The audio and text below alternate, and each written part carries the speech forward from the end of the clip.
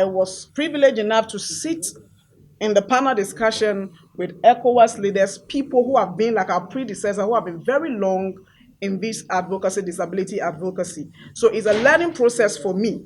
And as to accountability and then information sharing from here, what I need to do is that I have to go and share with my member organizations. Our federation, that is the Ghana Federation of Disability Organizations, have about 16 other categories of disabilities. So as a gender chairperson, this falls on me to go back, that whatsoever experiences that I'm going to harness from this conference, I'll have to go back together and then relay it back to our people, indigenous people within the regions and within the districts and zonals. So these are the means through which we can build capacities of those in the rural areas. And by so doing, we can still go ahead with this to raise more funding, just like we are calling for philanthropies, we are calling for individuals who have the means to support with the funding so that we can be able to digest some of these ideas, capacity building in the language. I'm always critical about language. English is not our language.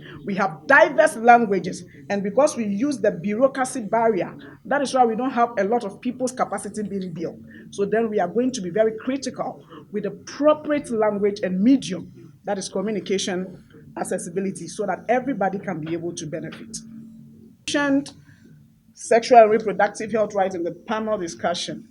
In Ghana, we have the gender policy. And then we also have the Persons with Disability Act, that also in conjunction with the CRPD Article 6 and Go 5 and 16, that talks about non-discrimination and violence against women and girls with disabilities.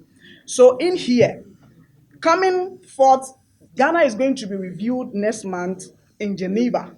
As a disability group, we've been able to come together with resources from international partners, and we have prepared a shadow report. So the state is going to present their report, and we are also going to represent ourselves as women with disability, saying the critical and the real situation of women in Ghana.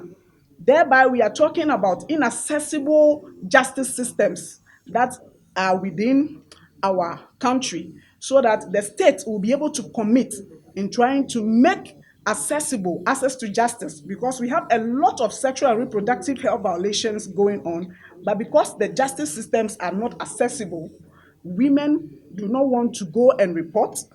One, the subject of ambiguity or power, where people are afraid to even report incidents that they are going to lose their job or they are going to lose the essence to those who care for them. So hearing, this is what this project is all about, if you ask me, on my best